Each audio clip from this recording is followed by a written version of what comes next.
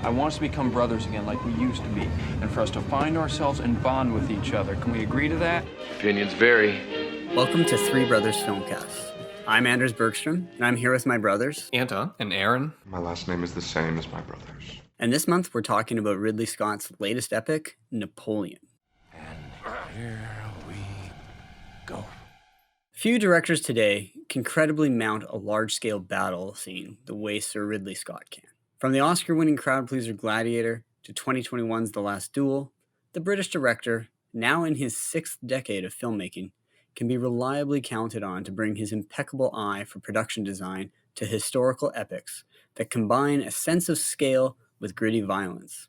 Of course, Sir Ridley is one of those rare name directors who is also comfortable working across a range of material, from his legendary science fiction films, Blade Runner and Alien, to crime films such as American Gangster, or even comedy dramas, including A Good Year and Thelma and Louise. Whatever you think of Ridley Scott, he brings a sense of style and panache to the cinema screen.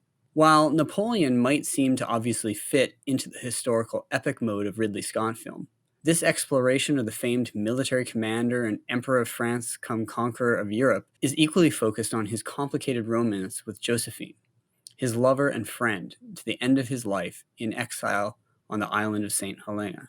Scott smartly doesn't start at the beginning of his life as a child, but rather with the Corsican captain Napoleon Bonaparte's bravery and leadership at the siege of Toulon on the French Riviera. We know we're getting vintage Ridley Scott violence when Napoleon's horse takes a cannonball straight to the chest on the initial charge. From there, we follow his return to Paris, his courtship of Josephine, a widow who was imprisoned during the Reign of Terror, his rise to consul and emperor, his military genius, disastrous invasion of Russia, and finally the Battle of Waterloo and final exile. All the time, Josephine remains a constant part of his life, even after he dissolves their marriage over his desire for an heir she could not provide.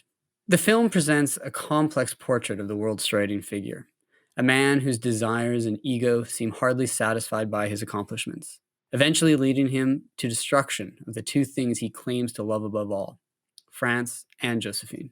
It's also a notably humorous film at times, encouraging us to see the absurdity and outrageousness of this larger-than-life figure, a man who it is hard to believe was actually real in any sense, which is why the film is anchored in the performance of Joaquin Phoenix, once again playing an emperor for Ridley Scott over 20 years after his Oscar-nominated performance in Gladiator. Phoenix makes the character both believable in his arrogance and accomplishment, but also brings a tenderness and sadness in his haunted hangdog eyes and downturned mouth.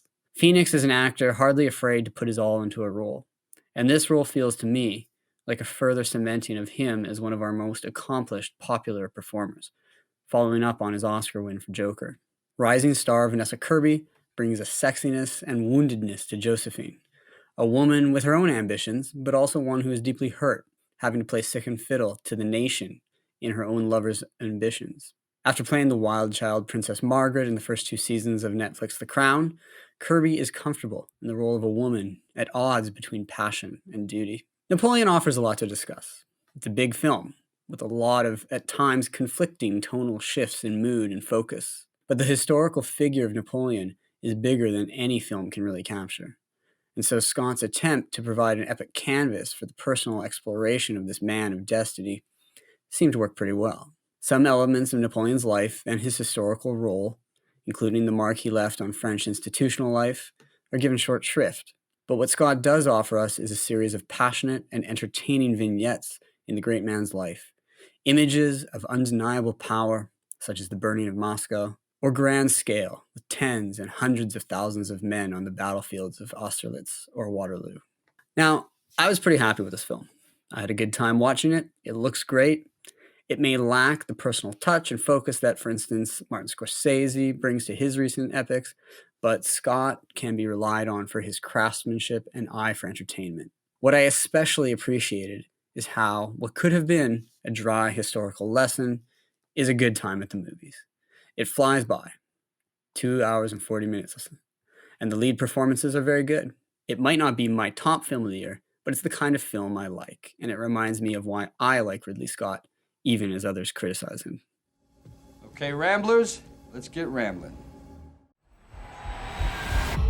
No doubt you've seen the chaos in the streets. We must make an example, or France will fall. What would you do if this assignment of defense was transferred to you?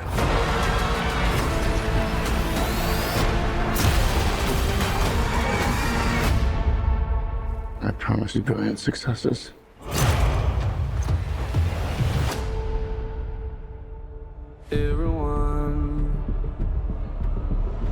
Everyone around here. What is this costume you have on? This is my uniform. Everyone's so near. I led the French victory at Toulon. What is your name? Napoleon. Has the course of my life just changed? Napoleon. I'm destined for greatness. But those in power will only see me as a sword. I suggest you take the throne as a king. Holding on. Shall we vote?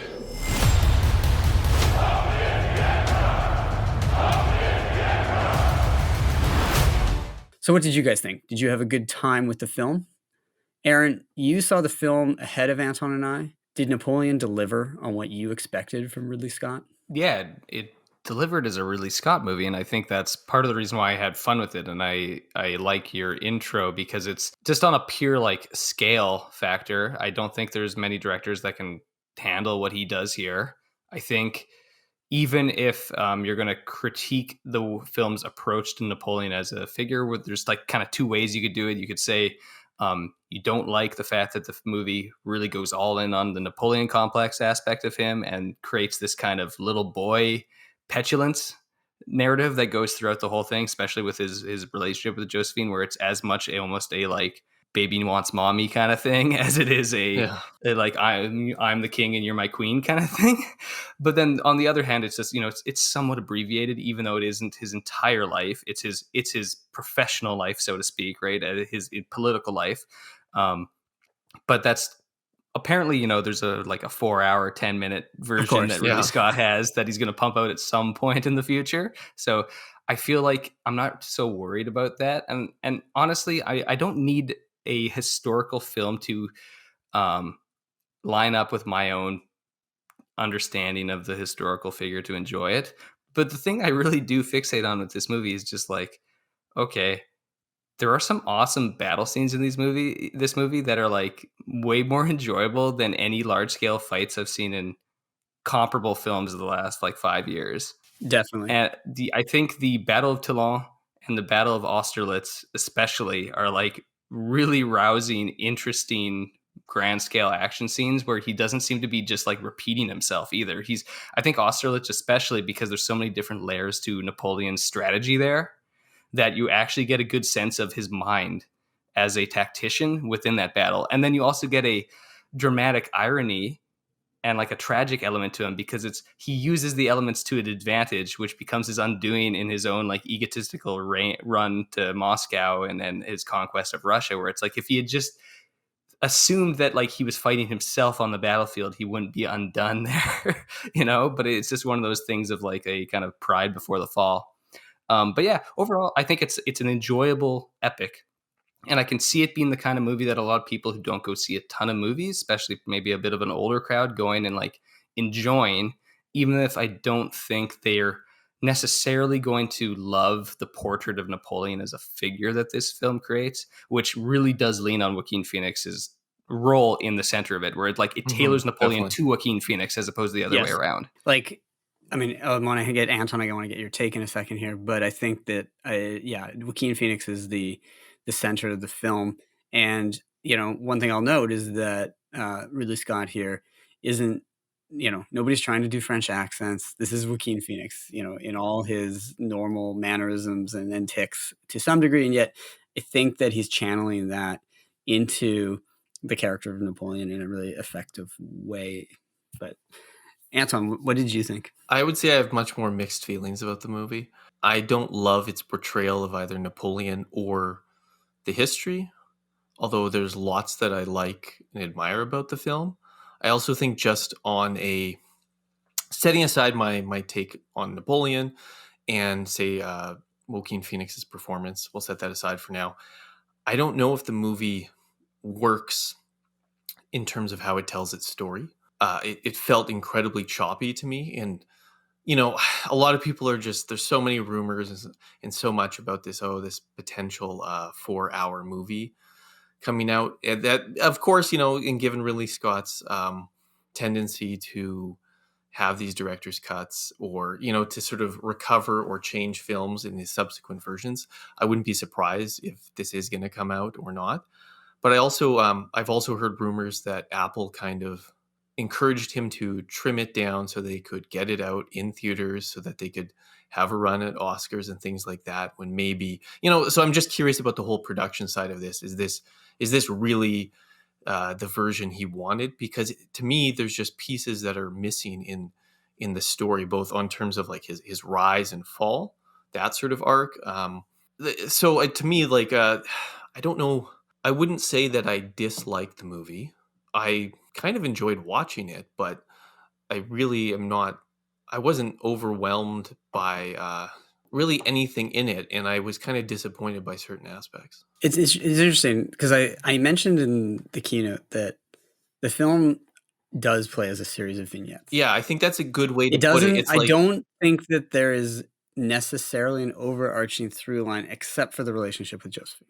but yes, so I agree, because I think, okay, Napoleon is a huge subject. I think there's something like 600,000 plus books on Napoleon out there. And it's too much to tell in one movie. So you're going to have to pick your angle and your focus. And we can argue about whether we think the focus on Napoleon and Josephine's relationship is sort of the center is the right choice. But even setting that aside, I'm curious, like, there's parts where it's like, I don't know if some of the other stuff is fully comprehensible with like what's on screen.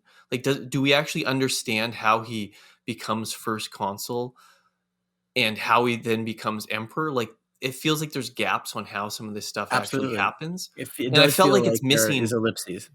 But I There's wonder if ellipses, Ridley but Scott, as a guy who's like, in his 80s, is like actually assuming a familiarity with the Napoleonic myth that many people in his audience won't necessarily have, which might lend the film, like, it'd be an interesting film to compare this to, in my mind, is a couple of things. I mean, obviously there's the obvious comparisons to Scott's own films. Aaron, you mentioned the Battle of Austerlitz and how it was staged. To me, that scene also, though, has a hint of the opening of Gladiator, Maximus's ploy absolutely. to draw the Germanic tribes out, right, on my mark, which is also a great especially. I battle think the scene other to show tactics within a fight. and I think that what the film does, well, that's actually one of the things the film does really well, is on the more micro tactical level show Napoleon's use of like small arms, mortars, the recasting of the cannons at Toulon, and then you start to see his enemies and stuff pick up on these strategies and use them against him and things like that, right? But the other film that I'd be curious to compare it to in some ways is another film about one of the few people you can legitimately call a great man of history. People who make history as much as they are shaped by, historical factors and hemmed in by context, would be someone like Abraham Lincoln and Spielberg's Lincoln, which also narrows its scope to some degree to the time around the Civil War and those kind of things. It doesn't attempt to give us the whole life. But it's almost like double-minded, though, right? Because you could imagine a version of this Napoleon that is even more focused, that is even more narrow on certain aspects. But it's almost like Ridley Scott's like, but I got to get a Reign of Terror scene in here. And you know what? I got to do Waterloo. I got to do my Waterloo, like. Yeah, well, I can obviously understand his draw to the battle scenes. And I think we all agree that he's one of the best filmmakers to handle these large scale battle scenes, to show the ebbs and flows of battle and all that sort of stuff. I just wish there was a little bit more of the attention to detail in terms of just politics or like what's going on, the way that Lincoln had, in the sense that, like, I'm not opposed to having, you know, a bunch of scenes telling the relationship between Napoleon and Josephine, and I've actually found those scenes interesting. But if you're watching the movie, I'm not sure it's clear, like, why are these Napoleonic wars going on? Like, we're almost missing like a few, even just like a few kind of like moments of montage or other short scenes to fill in and convey things that are going on the larger scale of things. But then if you were going to say, okay, we're not going to have that at all, I think you're right that it's somewhat double-minded, because then it's not convincing then as a completely sort of limited, narrow focus Napoleon movie. He is trying to kind of have it both ways. I want to give Aaron a chance to jump in here, but I guess my last thing I would say to your critique is that this is a Ridley Scott movie. And your criticism echoes a lot of people's criticisms of Scott's films sometimes, which is that they are not detail-oriented in many ways, other than in mise-en-scène and production design and attention to the filmmaking detail and the effect of an individual scene. I think many times, maybe that's partly because he doesn't write his own scripts, that he's often working with others' material and shaping it that way.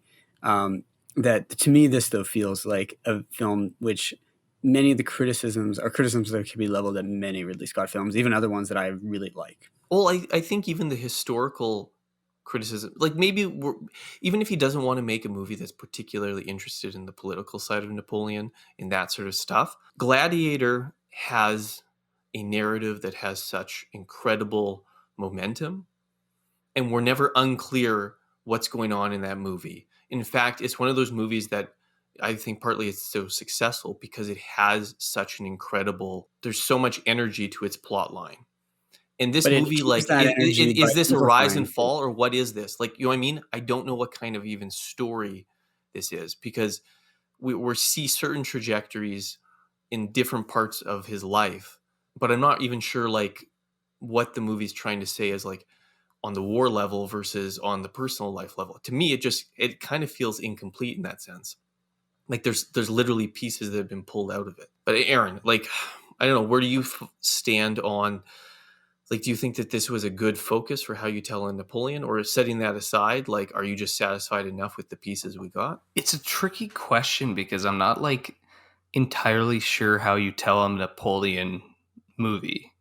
Like, I don't know if it's possible. And it's funny because Napoleon is one of those stories that is, you know, famously Stanley Kubrick wanted to make a Napoleon film and like never could pull it together because he could never wrangle the story. It's a story like you could probably argue he's like the greatest figure militarily or politically of the last like 500 years, right? Yeah. Like, or the most consequential. He like reshaped Europe. He reshaped the modern age. He's responsible for all these military tactics that changed everything, but also he's responsible, something that the movie glides over and it's somewhat disinterest in the minutiae of stuff, but like enormous reforms.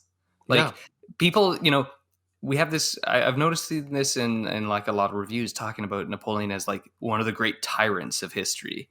And it's also like, you know, he's probably the most like single-handedly like responsible figure for the like greatest jump forward in terms of liberty in like all of human history in terms of his like rechanging of all of like France laws to all the things that we take for granted about like liberal society now is just Napoleon being like, I think that should happen. And then it just happened. So you get tastes of it in the relationships also though between Napoleon and his soldiers and his political advisors and people. They come across, they're people who genuinely love their leader. They're not gang pressed into, like, there's a scene when Napoleon is personally handing out food to the soldiers, right? And he has this bond with his soldiers. He never ever, and what's interesting is Napoleon always wore like the uniform, not of like the rank that he wore, right? He was wearing the rank of a man of a lower rank. And I think that that's significant in some way. But maybe the film doesn't do enough to foreground that for people. So my question to you guys would be like, what is this movie saying about Napoleon? What is its message? So skimming some reviews online, there seems to be a group of people who think that this is on one level a deconstruction of great men of history. I've seen more than a couple of reviews mention that sort of thing. I don't know if I fully buy that. At the same time, I did see an interview with Scott where he said he seemed captivated by the love story angle. We have a lot of the letters that Napoleon wrote to Josephine. So we actually have a lot of the primary material, and we can actually know their intimate life in a way that we don't know most historical people. Like we actually know some of like the sexual details in a way that you just like don't know about most people in history. But if that's the focus, then like what is it saying through what we get between Napoleon and Josephine? On some level, or was he all like, did he do this all for her, but then he lost her? Like, what I'm saying is like, to me, I came away from the movie that there's moments and there's scenes I like, even though I don't know if I necessarily think Joaquin Phoenix was the best person for Napoleon, but at the same time, the more I think about it, the more I like his weird performance as it kind of its own thing. Like the line about like, you just think you're great because you have boats, like he says to the English. And like, it's such a stupid, silly line. And I kind of like it. He took out their boats at Toulon with the cannons, right? So he knew that was the issue. I kind of disagree because I actually really like Joaquin Phoenix's performance to me. I think maybe that's why I like the movie better. I'm not sure that I would not Napoleon can't be a typical leading man. That's when Joaquin Phoenix in all his oddity and eccentricity is the guy who can be both like powerful enough as a performer and charismatic enough, but a little bit weird. Yeah, right? Like but what he's missing then is that, so one, like he's too old in the sense that like Napoleon actually achieved most of these things when he was quite young. Like he's starting in his 20s and in his 30s he's achieving these things. But that also means that what the film doesn't really convey is that from my limited reading on Napoleon, it's like he was kind of known for someone to have boundless energy. And in this movie, Napoleon seems like he's just kind of this guy who sort of goes along with the flow. And leading into my thing about the casting of Phoenix, but also related to like, what is this movie saying? I came away from this movie being like, why is this Napoleon guy supposed to be so great? Sure, we see some good tactics on the battlefield. I think you're right that like a scene like Austerlitz, like the battle conveys something of the character. But at the end, I'm like, why do his troops love him? Like I don't believe that he is this person who is shaping everything around him based on what the movie gives us. I don't think so. To answer your question, I don't think the movie is arguing. I think it is the film sides with the idea that he is as much created by the history as he creates it. Yeah. And I think the movie so Ridley Scott is somebody who's actually really critical of like great men myths. So his, you take Gladiator, which you brought up. It's a movie that has something of a great man myth in Marcus Aurelius, but he's undone by his blind spot towards his children. And then it has the possibility of creating a like great man myth in Maximus, who refuses to it because he's an actual hero. But then you take like especially his more recent movies that kind of almost tend towards nihilism in the storytelling. Prometheus, the Counselor, Alien Covenant are very like Luciferian, right? It's this idea that in actuality, human history is more of something like spurned by the satanic impulse to like destroy than to create, right? And yes. And so Napoleon is one of those figures that seems driven by like an insatiable desire to like dominate, despite the fact that in Scott's reckoning and in Joaquin Phoenix's portrayal seems to be perpetually like in search of comfort and like confidence and standing. And so he somehow ties his prowess on the battlefield to his sexual complete like incapability sexually, right? Like the movie leans into the cuckold aspect of him. Yeah. And it leans into the fact that like, despite how many scenes of him begging, demand sex right now, everybody leaves the room. And then it's like a really pathetic sex scene. And then it cuts to something else and it plays it for laughs, basically, right? Yeah. And you get this impression throughout, despite his annoyance that Josephine can't get pregnant because, she's already had kids. She's a little bit older. She's been through a lot in the Reign of Terror and stuff.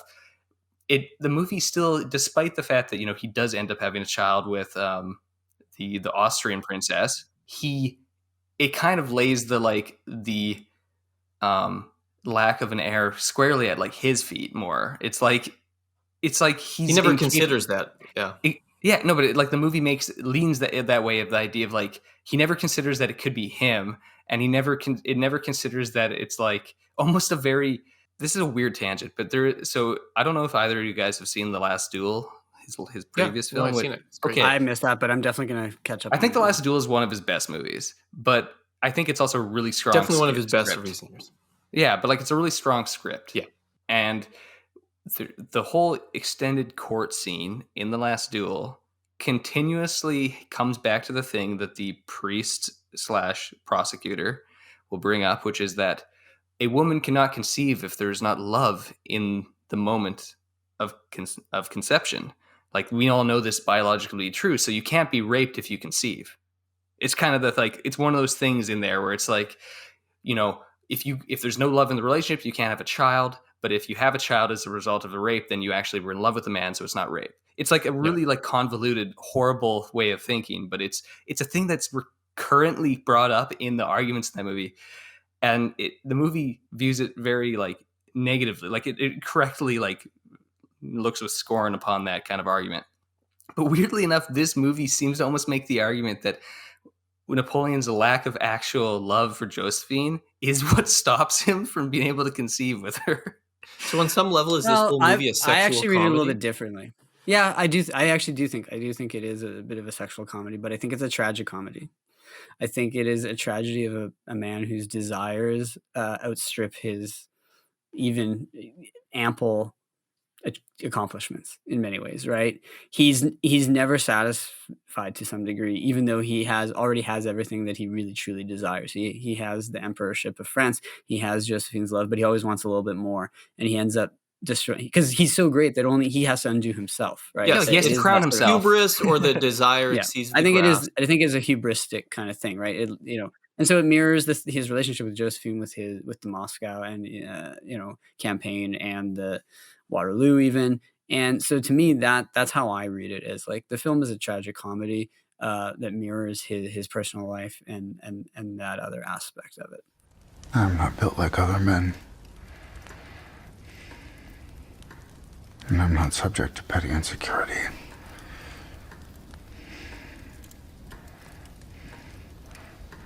You're a beast.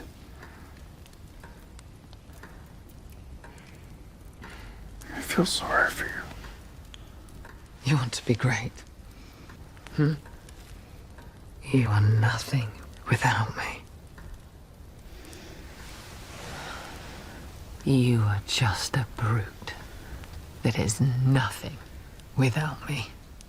No, that makes sense, and I probably misspoke there, but I'm just like it's because the movie plays the inability to conceive as a kind of comic failure that reflects back upon. Well, it's ironic. Yeah, it is ironic that a man who can achieve everything else, because so yes. Maybe this is weird, it may be appropriate given the French Revolution and its the role that it played in the development of certain political theories and things like that. I do think this plays in more, rather than, if you want to take the great man of history, I recently was reminded of a quote by Marx in the 18th Premiere, that Marx's belief obviously is that history is determined by material forces, right? Not rather than great men. That's where a lot of this anti-great man stuff comes from, right? Now, but Marx also says that men can shape history, but they do so, I'm paraphrasing, constrained by what they're given, right? And Napoleon never accepts the constraints that he's given. He's able to do amazing things, but he always wants to go one more. He's not able to, accept the constraints of falling in love with a woman who was, damaged in the Reign of Terror in many ways. He's not able to accept the constraints of, you don't attack Russia in winter. these kind of things. He is able to do great things. He is able to shape history in a way that very few people ever have, ever. Yeah, but And yet the idea, we all know that Napoleon's story is ultimately tragic. Like Waterloo, is ironic in many ways. yeah, and so in that sense, Napoleon's like, the embodiment of the modern man, right? Like the desire First to modern man in a lot of ways. exert control, domineer things, but will not be able to ultimately attain the total control that he desires. But I guess I maybe would understand this movie more as this tragic comedy. That I still just find that, like, the movie just you could have had a few scenes to convey certain things that are missing, and they just would have helped. So, like, why is it that these troops would do all this and march and love him? We it's just sort of explained, when they all march with him into Paris, but we're never convinced by that fact, and we're never convinced that, like, he is building and managing an empire that's remodeling Europe. He seems rather incompetent in most things in this movie. And we get that we get but like, do we actually see it? Even on the battlefield, like, we're just told he's this genius, but like the movie doesn't convince me, as like I was missing it having any sense, any portrayal of that sort of genius that, like, I wanted a little bit of the genius subgenre where you get, like, where I'm amazed by what Mozart can do. And I really like what Sherlock Holmes is doing. And the other movie film that gives might us be none interesting of to compare this. to is Amadeus. Well, but it doesn't give us the pleasure of, like, seeing him work and do what he does well. So you didn't find, like, the opening battle at Toulon, like, his genius of, like, let's recast these cannons. We're gonna turn the cannons on the ships in the harbor. We're gonna do I'm not this. sure it's portrayed The as a way. Austerlitz, In the that scene, whole it getting them emphasizes. to retreat onto the lake. I In mean, like, Toulon, it I'm not mostly sure what else. emphasizes his heavy breathing and the fact that he's overwhelmed actually by this scenario. Yeah, but And yet it doesn't matter. But it doesn't matter because his genius was not in his, like, necessarily his. He's not Aragorn who's gonna, like, fight each guy No, I know individually that. on his own. It's in his tactical genius to oversee the whole idea, and then it doesn't matter if one individual soldier is better than the other because his plan is better. But I'm not even convinced that the movie gives us the exposition to explain why this is such, like, a genius thing. Like, the movie isn't interested in exposition. That's partly a Ridley Scott. No, Anton, I agree. And, like, I agree that the movie is truncated. And it's why, despite it being 160 minutes, I didn't think it felt long, and I was actually like, I could have used it being a little longer because I could have used a bit more context and as you say, exposition to set up both the military stuff and the personal. What I disagree with is the comment on the breathing. The breathing in the moment, to be fair, is a bit of an undercut where it's like, oh, look, Napoleon's, like, scared shitless at his, like, first great battle. But it's also it's like a character arc thing. Just think about how he's terrified and yet he has a great plan which is executed perfectly. Yeah.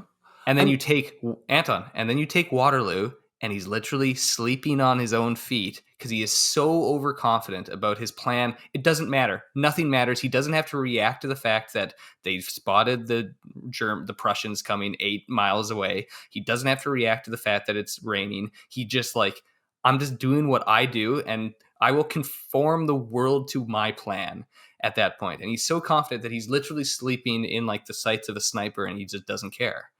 And the trajectory of the man who has a panic attack before a battle to the man who can sleep at a battlefield on his own feet is the arc of the character, and explains his success and his downfall And his undoing. within that transition.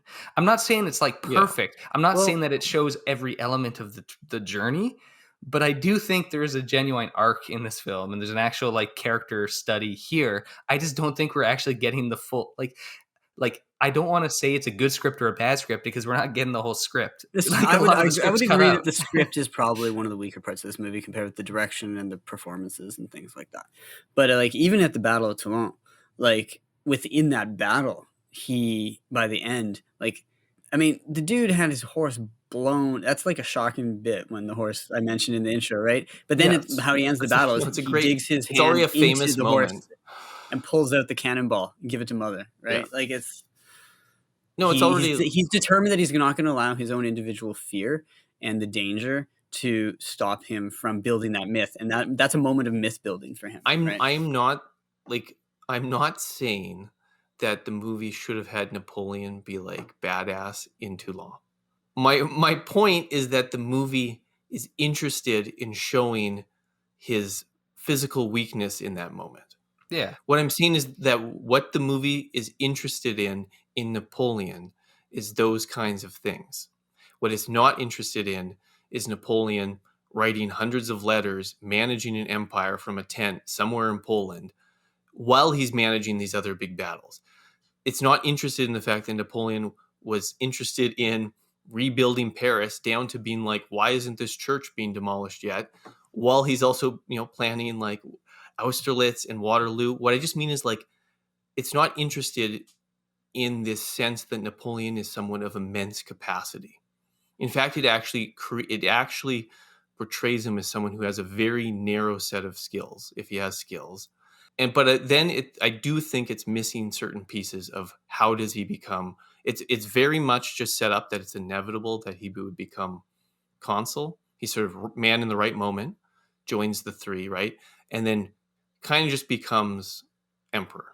We have like one little conversation with Talleyrand, I think that's his name. And then he's being like coronated, and so it's not interested in sort of I guess in some sense, it's like it's not interested in how he rose. It actually sees that almost as inevitable. So maybe like on some level, I'm sorry, just to clarify, it's a shift of focus. I'm getting a little bit divided in my conversation. So I have to bracket off like some of these things are not faults with the movie. They're just the choices, and they wouldn't necessarily been my Napoleon Which is choice. a legitimate critique, I do think, to say that given the same material, you would have chosen to focus on something different. The way it focuses on Toulon and that sort of stuff, that's not a flaw in the film. But I do think there are other pieces that are missing in telling whatever arc or whatever story it is. Because at the end of the day, I'm sort of like, I'm intrigued by this relationship with Josephine. I'm intrigued by this guy who, right, is being cuckolded by his wife, so he's just going to blast a cannon at the Great Pyramid of Giza.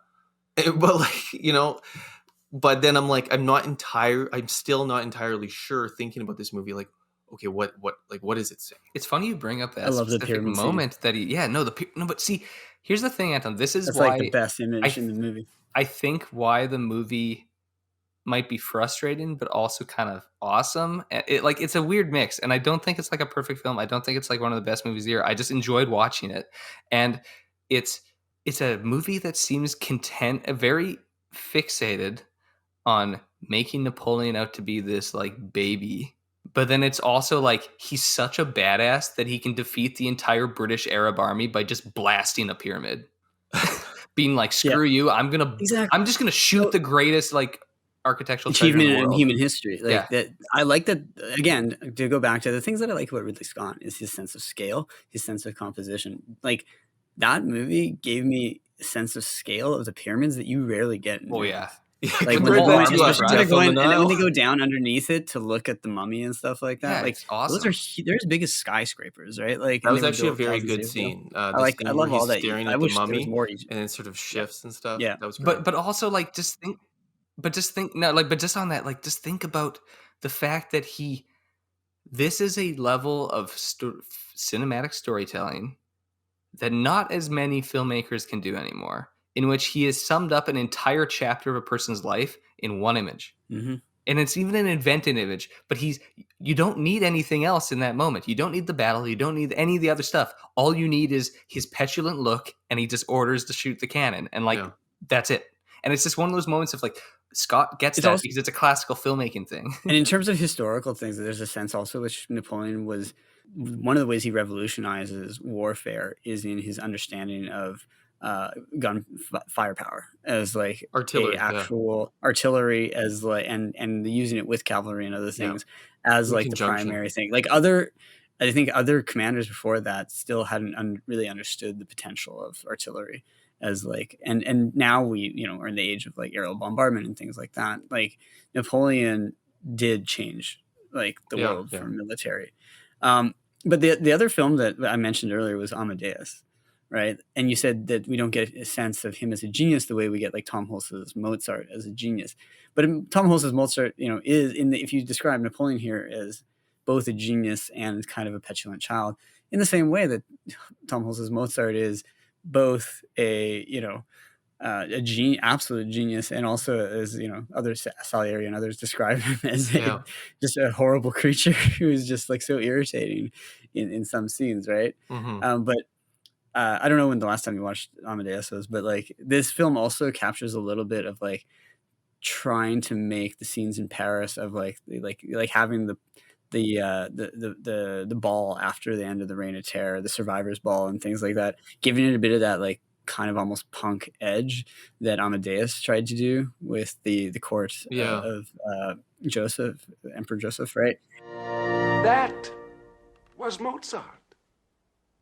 That giggling, dirty-minded creature I'd just seen crawling on the floor. It also reminds me of Barry Lyndon in some of those scenes. Well, of course, and Barry Lyndon, of course, being a Napoleonic film, like those are the films that you can't ignore. And then, of course, the interesting thing here is that this is coming full circle for Ridley Scott, right? Because The Duelist is his first film. Yeah, which I actually haven't seen. I need to see it. Yeah, and you only get I know it's one Napoleonic, right? Napoleon in the film, in the distance. Oh, really? Right?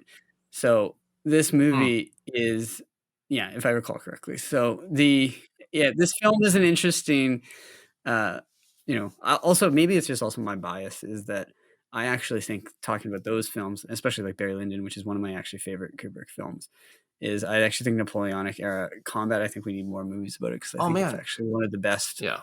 Well, Barry Lyndon is also one of those movies that it's brilliant because when you get to the very last scene, the entire thing, like the whole piece of it, like makes sense in a way that, like that to me is a movie that's so complete in the way it portrays the whole arc. But the end title card of Barry Lyndon is one of the great ends of any movie ever.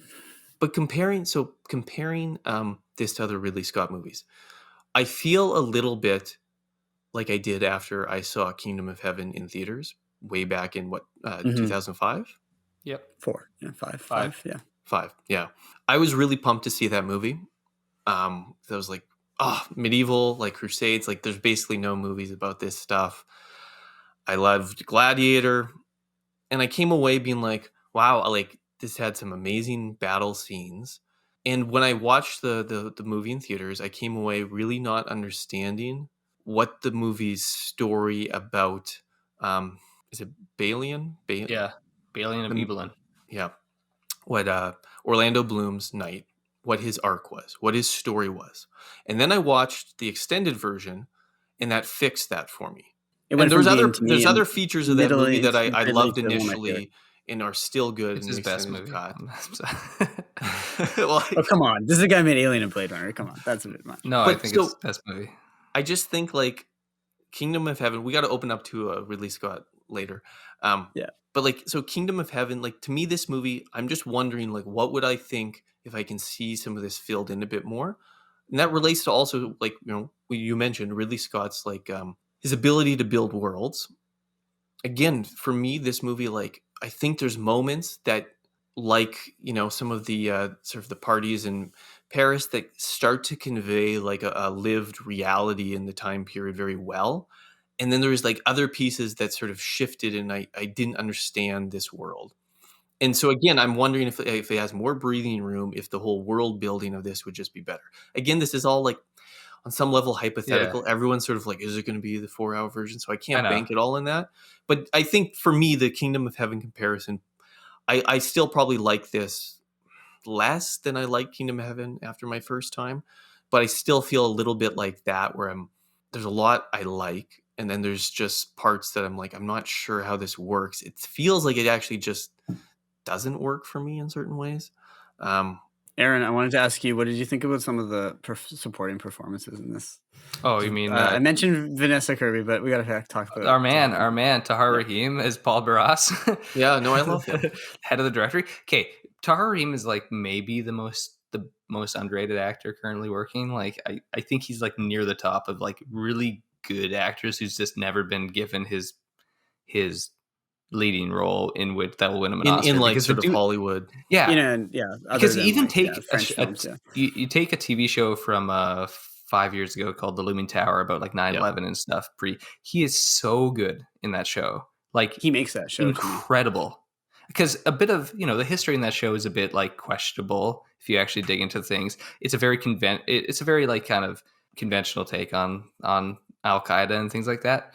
But he's just brings a level to it that is like completely fascinating, and you get that obviously in the first movie that brought him to the big stage, A Prophet, right? Oh, Prophet. brilliant! Yeah. And now here you're like, man, I almost want just like a French Revolution movie with him and like the other guys. I didn't want to throw another movie that like I didn't actually love the movie, and I wrote a slightly critical review of it, The Mauritanian, on Three Brothers. He's in that, right? Yeah. He is the Mauritanian, like the guy who was imprisoned at Guantanamo for his supposed connections to Al Qaeda. He's the heart and soul of that film. He makes the movie watchable, and it gives a great performance in a film that unfortunately dilutes its focus on other characters when his character is just alone. Even the historical guy, it seems like such a amazing human being to survive what he did and still walk away with his humanity intact. But I liked him. I thought he was great. I thought Rupert Everett is. No, I really like Duke of Wellington. Like his Duke of Wellington is quite impressive too. I hadn't seen him in a while, and I was like, oh wow, that's. It's the first time also that Rupert Everett it's the only character in the movie aside from Napoleon that you get like a myth making around. With the Duke of Wellington, you're like, oh, his whole thing of being like, regardless, like, don't leave this hill. Like, I was just thinking of Anakin, it's over. I have the high ground. It's just like the basic rule of combat where it's like, if you're higher, you're going to win. Especially in like a quagmire. I enjoyed, like a lot of the other roles, frankly, are not particularly notable. I did enjoy the little bits of Matthew Needham as Lucien Bonaparte. I remember he's in House of the Dragon as the one Lannister or whatever, and he's very like whispery, like worm tongue style in that show. He's a little bit less like lecherous in this, but he's just an interesting character actor, and he's the kind of guy I'm like, oh, I like seeing him on screen in these like costumes and stuff. Yeah, that's a good connection point, because then Napoleon just like installed all his like family members. I can't remember which king he became for a period. What do you think about the movies? Its quickness to like provoke. Like it wants to provoke with its imagery of the cannonball blowing up the horse part, but even the opening of like Marie Antoinette and then like like running around and like blood dripping and people like cheering, and Napoleon's just kind of there being like, huh, interesting. Like, and even Robespierre's speeches, like, when they get him, like, got him. Like, the chaos of the assembly. I love it, actually. I love those scenes, and I agree, Anton. That's the thing. I'm like, I kind of wish we had more of that, and we understood the link. So, just my two kind of final thoughts on this is like in comparison to movies that both of you brought up. So, the link in comparison is that this movie could have understood more of a procedural aspect of history, because history is not something that just happens. Even if you believe in the great men myth, like an Abraham Lincoln, it's because Abraham Lincoln is an individual who is smart enough to understand the procedure of making things happen, and he put it into action. And that movie is very great. Of like, think of all the scenes of James Spader and stuff, like going and like forcing these guys, like the whole scene where he's following Walton Goggins and he's like going to convince him. He's like, you got to do this, you got to do this, you got to do it. And it's just like hounding them. Because Lincoln is just a better screenplay. You've got a better screenwriter, a master screenwriter based on good source material, A Team of Rivals, right? Which is a good book. It means what we need, not for this movie, but what we all need is we need a Napoleon TV show that plays like Game of Thrones. Yeah. That is all about like the intrigue of this era, because it's so you rich. Still have some violence and sex, but yeah, tons. And then the other is with Amadeus. What this film lacks that Amadeus has is a completely coalesced, personalized point of view, which is Salieri. Yeah. And you don't need a counter to Napoleon. You just need a very clear human point of view. What if the movie was from Josephine's point of view? On Exactly. a clear way. Vanessa Kirby's a good enough actress that she could have done. Yeah. And I think it's one of the things that possibility, but they don't. They don't do it because she dies before he does, and they don't want to truncate the story by tying it to her. But then you could have tied it to some observer figure, like or you could have just tied it to him. But they sort of do it. They already sort of do it with her, like speaking to him after her death, right in the final scene. It's almost like Malick-esque, where like she's like speaking in this sort of otherworldly way and like coaxing him, and then he sort of dies. Yeah, I like the final scene. I actually like the end. I like that part. It's poetic, yeah. And I also like the moment where he's like, "Who burnt Moscow?" To the ground, and they're like, "Didn't the Russians do it?" And he's like, "Yeah, I did." But it's interesting. But actually that sums up history, because it's like this. That's actually I think that's a great moment, because it's like you're like, okay, well, who did? And he's actually right on a level, like, you know what I mean? That's the way history works, because they wouldn't have done it if it wasn't for him. Yes, they instigated it, but they wouldn't have done it if I hadn't moved that way. Like, it's one of those moments that you're like, that's what history is, and that's why history's complex, because you literally can interpret it both ways, and they're both correct depending on what you're focusing on. The whole comment, history is written by the victors, is in the sense that the victor forces the event, like in that. There would be no writing if the victor didn't act, in which it forces the hand of the whole situation. It's like, it's a very active thing. Is it Napoleon's line where it's like, history is the lies we all that are all agreed upon? Yeah, that's a Napoleon line. I actually don't know if that. It's one of those lines where I'm like, I don't know if it's real. Just describe. I lied. Yeah.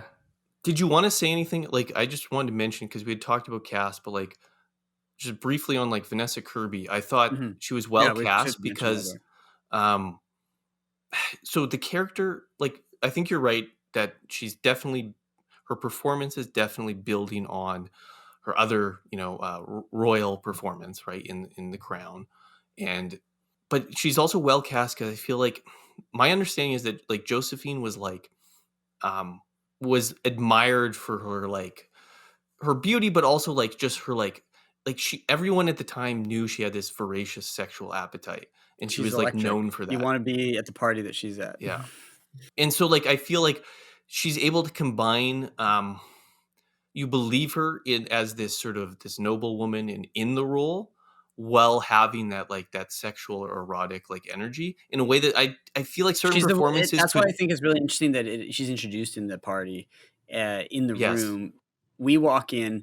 All our eyes are drawn to her, the low cut dress, the striking makeup, the hair that's just, been through prison, but kind of this shock of like short bob, and like Napoleon is drawn to her too, but wants to maintain control. And so he doesn't make his move at that time. Right.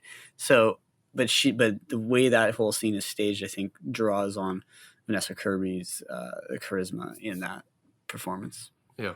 Yeah, no, I obviously I like the film probably most of you, but I think I'm getting used to becoming the Ridley Scott defender, not just among the three of us, but online. You're not the defender among us. I think we're all. No, but I'm the one who just said that Kingdom of Heaven's his best movie. Come on. But I'm just saying, I've written defenses of The Counselor, Alien Covenant, films that people. Yeah, Prometheus and Covenant are great. Like, people need to get them as just like his weird twisted version, sci-fi version of Paradise Lost, and like.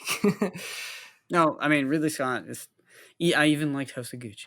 Anders, when I knew we were doing this episode, I was thinking back to one of your comments in our last episode about David Fincher, and I forget who the theorist is. Is it the Andrew Sarris version of Auteur? Yep. And I thought that Ridley Scott was another good example of that, where it's not classic. He's not the writer director sort of controlling on that level, but you can always tell genre. It's a Ridley Scott movie. When you just but he can work in any genre. Yeah. Like he's kind of in some way people associate him with either epics or science fiction, but he's done everything. This really, and his brother brought such a like sharp eye for like compositions and the possibilities of cinema on just that pure image making level that, I think a lot of times the scripts and stuff that is maybe the weak spot, but like, so it's such a strong cinematic sense. That's what books are for. If you want a script, ultimately go read a book. Now I feel a little bit bad because I feel like our conversation just got like sidelined by so much discussion about like Napoleon and stuff. But what I mean is, but that's what the movie should do. It should encourage us to see. I think the other thing, I think Ridley Scott has said it a couple of times in interviews. A couple of things. One, this is very interesting also to have Englishman, a British knight, making a film about the greatest Frenchman since Charlemagne. And the other thing he said about the film is that he was, there's a thought: do people care about history, basically, and how can I get people to be interested in these things that always interested him as a child and as a young man?